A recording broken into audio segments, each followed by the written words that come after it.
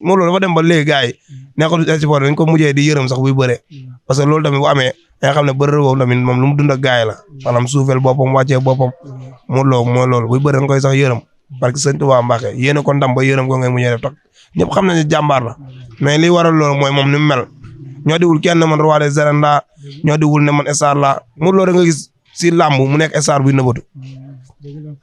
Modou Lo c'est rare mbër yu bëri buñ daanee ni yàqam dimanche jot bañ dem stade wane ne man maa doon bëre dimanche wala dara mais moom xoolal ñaari victoire yi fi tegle pour nga gis ko nii ba léegi gars dañ koy jeex pour nga gis ko dafa jafe waaw parce que sëñ Tuubaa Mbàkke père bi Ndiaye danaan Modou Lo def carrière bu mu def mun na amaat de mais mel ni moom moo nar a jafe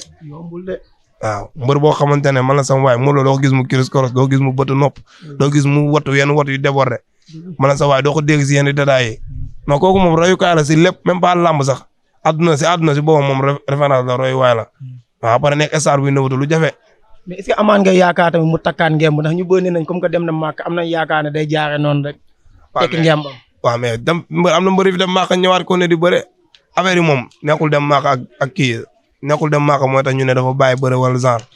moom loolu si moom lay dépendre quoi question boobu moom ko koy delloo moom waaw ñun moom buñ sañoon bu gunge ñu ba si kanam ñun suñu bëgg-bëgg la ñuy wax mais moom moo xam tamit lan la bëgg ak lan moo tax mu ne ñu naan day bàyyi bëri du bàyyi bëri loolu moom question moom laa koy delloo bon na suñu tubaab waaw